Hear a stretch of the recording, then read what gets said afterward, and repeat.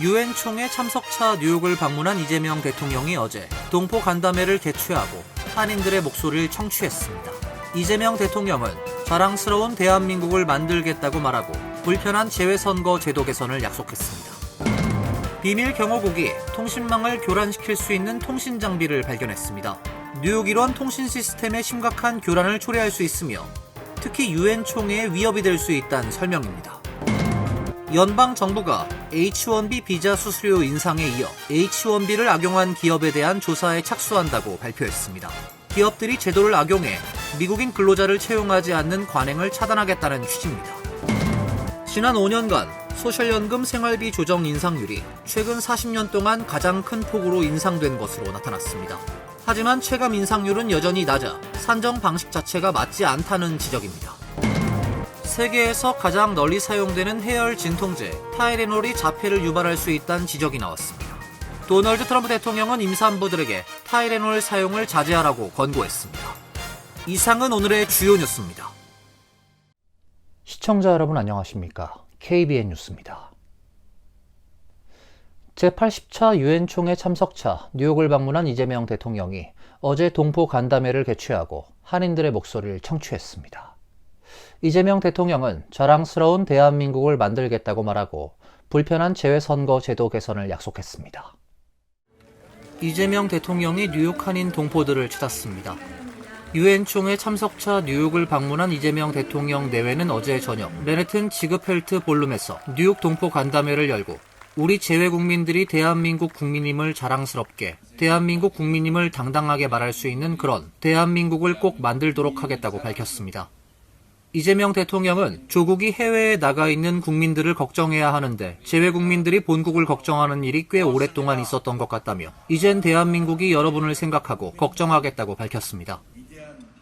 원래 조국이 해외에 나가 있는 우리 국민들을 걱정해야 되는데 우리 재외국민들이 본국 대한민국을 걱정하는 일이 꽤 오랫동안 있었던 것 같습니다.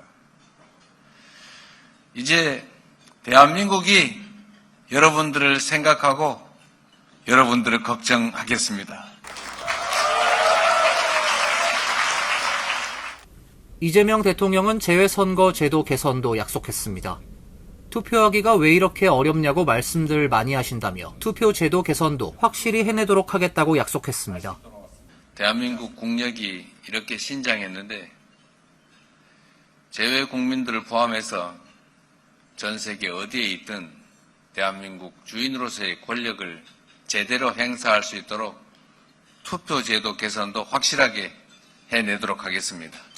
동포사회를 대표해 마이크를 잡은 이명석 뉴욕 한인 회장은 지난 대선 선거에서 재외국민들은 압도적으로 이 대통령을 지지했다며 대통령의 뉴욕 한인사회 지원을 당부했습니다.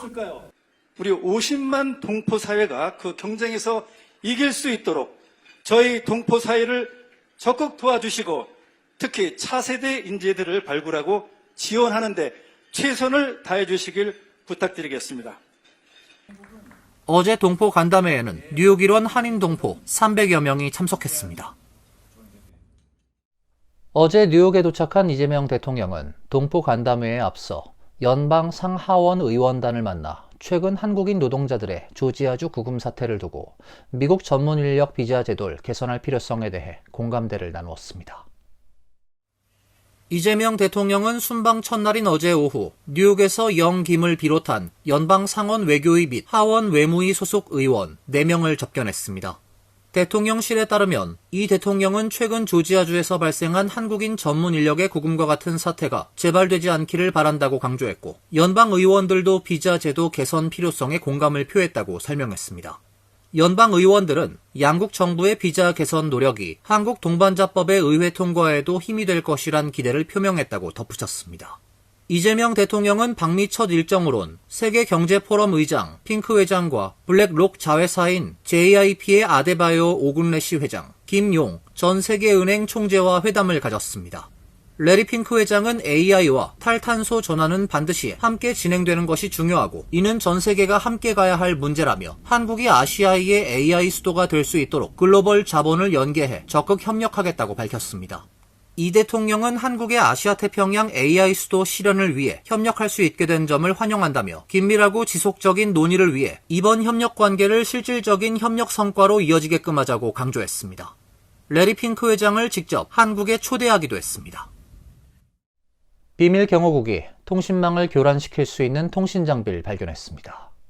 뉴욕 일원 통신 시스템의 심각한 교란을 초래할 수 있으며 특히 유엔 총회에 위협이 될 수 있다는 설명입니다. 비밀 경호국은 오늘 5곳 이상의 버려진 아파트 건물에서 활동 중인 심팜을 발견했다고 발표했습니다. 이 장비는 유엔 총회를 앞두고 뉴욕 유엔 본부에서 35마일 떨어진 곳에서 발견됐습니다. SSH는 총 300개의 심 서버, 10만 개가 넘는 심카드가 장착된 총 300개의 심 서버를 발견했는데 이 서버들은 암호화된 익명 통신을 가능하게 하고 분당 3천만 건의 문자 메시지를 전송할 수 있습니다. 관계자들은 이 서버의 성능이 매우 강력해 뉴욕의 휴대전화 기지국을 무력화시키고 EMS 및 경찰 출동과 같은 긴급 통신을 차단할 수 있는 이른바 DDoS로 알려진 분산 서비스 거부 공격을 감행할 수 있다고 밝혔습니다. 수사 보고를 받은 관계자에 따르면 초기 분석 결과 해당 네트워크는 외국 정부와 미국 법 집행기관에 알려진 개인들 간의 통신에 사용된 것으로 드러났습니다. 여기엔 조직 범죄단, 마약 카르텔, 인신매매 조직원 등도 포함됩니다. 비밀 경호국은 10만 개가 넘는 심카드를 면밀히 조사하고 있으며 현재 분석을 진행하고 있다고 밝혔습니다. 연방 정부가 H-1B 비자 수수료 인상에 이어 H-1B를 악용한 기업에 대한 조사에 착수한다고 발표했습니다. 기업들이 제도를 악용해 미국인 근로자를 채용하지 않는 관행을 차단하겠다는 취지입니다. 워싱턴 포스트에 따르면 노동부는 고용주가 채용 과정에서 미국인을 우선시하도록 하기 위해 H-1B 비자 남용을 단속하는 프로젝트 파이어월을 시작했다고 밝혔습니다. H-1B 비자 제도는 1990년 의회가 도입한 제도로 숙련된 전문직 외국인이 미국 기업에서 일할 수 있도록 비자를 발급하는 제도입니다. 현재 미국에서 약 50만 명이 H-1B 비자를 통해 근무하고 있으며 비자 소지자는 3년 후 한 차례 갱신이 가능합니다. 일각에선 이들 외국인들이 미국인들의 일자리를 빼앗고 있다고 주장해 논란이 되었습니다. 앞서 도널드 트럼프 대통령은 미국민 고용 확대를 위해 H-1B 비자 수수료를 10만 달러로 인상하는 행정명령에 서명을 했습니다. 론 히라 하워드대 정치학 교수는 H-1B 제도가 제대로 집행된 적은 거의 없었다며 이번 조사를 통해 임금과 근로조건, 근로자 분류 방식까지 살펴볼 수 있을 것이라고 말했습니다. 아웃소싱 기업인 인포시스, 타타, 코그니전트 등은 대표적인 H-1B 활용 기업으로 조사 대상에 오를 수 있다는 전망입니다. 이민 전문 변호사들은 정책을 설계한 이들이 이민 제도의 실제 운영을 제대로 이해하지 못한 것 같다고 지적했습니다. 또 정책의 최종 피해자는 정부가 겨냥한 대기업이 아니라 암 연구자나 의료 인력이 필요한 중소기업이 될 수 있다고 말했습니다. 국경 정책을 총괄하는 톰 호먼 백악관 국경 차르가 지난해 9월 위장 수사 중인 FBI 요원으로부터 5만 달러가 든 돈 봉투를 받았다는 보도가 나왔습니다. 백악관은 즉각 부인하고 트럼프 대통령의 지지를 확인했습니다.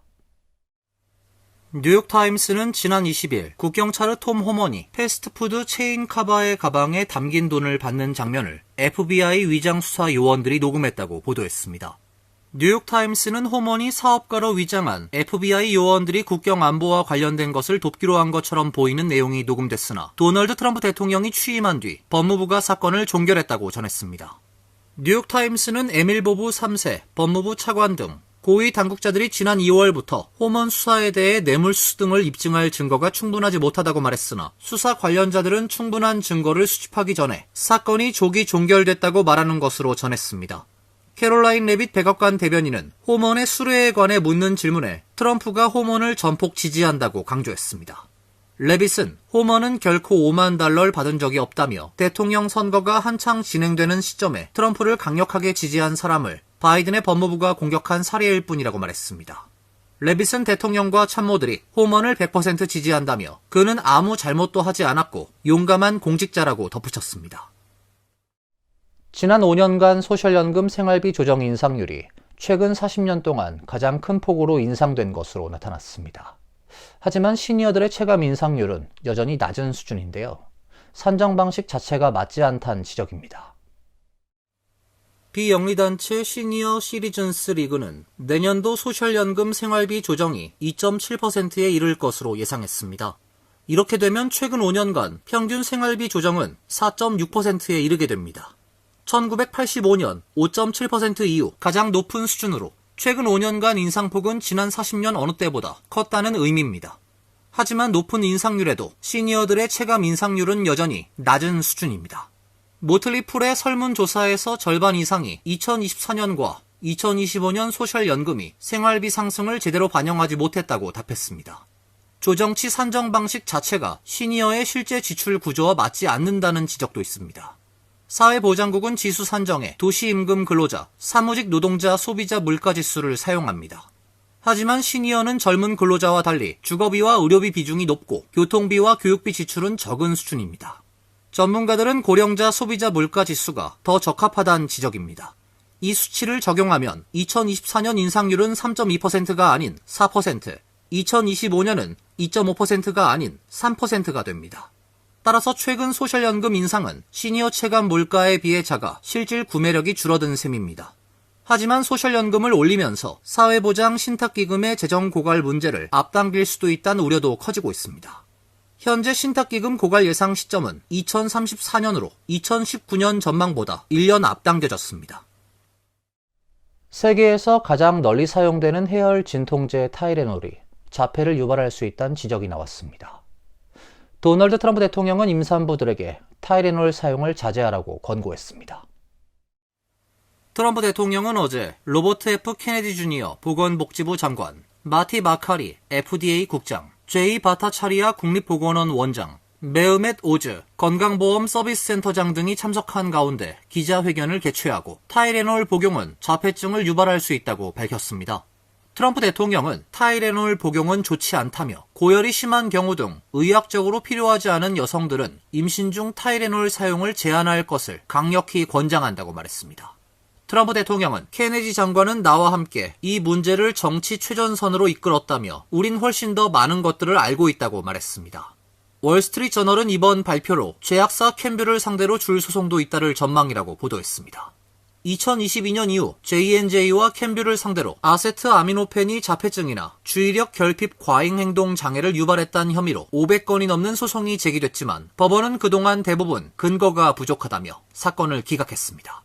타이레놀 제조, 판매업체인 캠뷰는 트럼프 대통령 기자회견 이후 고객들을 안심시키는 데 집중하고 있습니다. 캠뷰는 대변인 성명에서 독립적이고 건전한 과학은 아세트아미노펜 복용이 자폐증을 유발하지 않는다는 것을 분명히 보여준다며 트럼프 대통령의 발표에 전혀 동의하지 않는다고 밝혔습니다. 플러싱 시리필드에 추진하고 있는 카지노 설립 가능성이 커지고 있습니다. 그동안 경쟁을 벌여왔던 맨해튼 2개 지구 설립안이 모두 커뮤니티 심사 통과에 실패했습니다. 지역개발 기대와 함께 카지노로 인한 경제적 불평등은 더욱 악화될 것이란 반대 의견도 있습니다. 뉴욕주 도박장 선정위원회에 따르면 뉴욕주 카지노 신청업체 8개 가운데 맨하탄의 설립을 추진했던 2개 업체가 지난 17일 커뮤니티 자문위원회 심사 통과에 실패했습니다.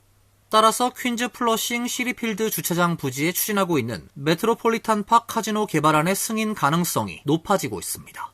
단 메트로폴리탄 팍 개발안 역시 오는 30일까지 커뮤니티 자문위원회 심사를 통과해야만 최종 경쟁에 참여할 수 있습니다. 하지만 플러싱 카지노를 반대한 제시카 라모스 주 상원 의원 추천위원 1인을 제외한 뉴욕 주지사, 뉴욕시장, 퀸즈 보로장, 주 하원 의원, 시의원이 추천한 위원들이 찬성할 것으로 보여 메트로폴리탄 팍 카지노 개발안의 최종 결선 진출은 당연시되고 있는 분위기입니다. 모두 3개 업체를 선정하는 이번 카지노 유치 경쟁에서 선정 가능권이 있는 후보 업체로 슬롯 머신 등 도박장을 운영 중인 퀸즈, 에퀴덕트 경마장, 리조트월드와 용커스, MGM 엠파이어 시리를 꼽았고 메트로폴리탄 팍도 후보군에 포함됐습니다. 뉴욕주는 자문위원회 심사를 통과한 최종 후보 업체들을 대상으로 올해 연말 마지막 남은 3개의 카지노 면허의 주인이 될 업체를 최종 선정한 방침입니다. 이 가운데 2개는 뉴욕시에 배당될 전망입니다. 이어서 간추린 소식입니다. 카멀라 해리스 전 부통령이 뉴욕시장 선거전에서 진보 성향이 뚜렷한 민주당 30대 소장파 조란 맘다니를 공개 지지했습니다. 해리스 전 부통령은 어제 NBC 인터뷰에서 맘다니 후보를 지지하느냐는 진행자의 질문에 그는 민주당 공식 후보이며 지지받아야 한다고 답했습니다. 해리스 전 부통령은 지금까지 맘다니 후보 지지를 표명한 민주당 주류 인사 중 가장 영향력 있는 인물로 이번 지지 표명의 의미가 크다고 뉴욕타임스는 평가했습니다. 한편 인터뷰에서 해리스 전 부통령은 2028년 대선 재도전 가능성에 대한 질문에 지금 관심사가 아니다, 전혀 아니다라며 선을 그었습니다. NBC 뉴스에 따르면 지난 22일 저녁 대통령 비밀경호국 요원들이 대통령 헬기 마린원 방향으로 조준한 뒤 적색 레이저를 비춘 남성을 체포했습니다. 체포된 남성은 길이 7.6cm의 고정식 칼날도 소지하고 있었으며 체포 당시 도널드 트럼프에게 사과한다란 말을 반복한 것으로 알려지고 있습니다. 용의자는 마린원에 레이저 포인터를 겨눈 사실을 인정했고 그렇게 해선 안 된다는 사실을 몰랐다고 진술했습니다. 경호국은 레이저를 겨눈 행위가 적어도 비행을 하는 상황에서 조종사의 순간적인 실명 및 방향감각 상실의 위험을 초래했다면서 이로 인해 마린원이 공중에서 충돌할 위험도 있었다고 지적했습니다. 항공기에 레이저 포인터를 비추는 행위는 최대 5년의 징역형과 25만 달러의 벌금형에 처할 수 있는 연방 중범죄입니다. 전국 학업 성취도 평가에 따르면 2024학년도 12학년생 평균 읽기 점수는 283점으로 해당 평가가 시작된 1992년 이후 가장 낮았습니다. 수학 평균 점수도 147점으로 2005년 이후 최저치를 기록했습니다. 이번 평가에서 12학년 응시생의 32%는 읽기 능력이 기초 수준에도 미달했으며 수학 능력의 경우는 더 심각해 12학년 응시자의 45%가 기초 수준에도 못 미치는 것으로 나타났습니다. 12학년생의 읽기와 수학 점수는 10년째 하락 추세가 계속되고 있습니다. 전문가들은 독해 능력 저하 등의 원인에 대해 지난 10년간 어른과 학생 모두 독서를 하는 시간이 사라지고 대신 SNS와 스트리밍 비디오를 보는 경향이 두드러지고 있다며 동시에 연방정부 및 여러 주 정부는 학교와 교사가 학생 학업 능력에 대한 책임을 지도록 하는 정책을 완화했다고 지적했습니다. 뉴욕 한국문화원은 오는 10월 4일과 5일 양일간 한국국립오페라단과 공동으로 오페라 여행 콘서트를 개최합니다. 이번 공연은 문화체육관광부와 한국국제문화교류진흥원이 후원하는 투어링 K 아츠 사업의 일환으로 마련됐습니다. 무대는 임준희 작곡의 한국창작오페라 천생연분 갈라 콘서트를 비롯해 모차르트의 마술 피리중 오페라 지옥의 복수가 내 가슴에 끓는다, 김동진의 신아리랑, 김성태의 동심초 등 한국 가곡과 민요, 주요 오페라 아리아가 다채롭게 선보이게 됩니다. 이번 공연은 무료로 진행되며 사전 예약이 필요합니다. 환율과 증권 소식입니다.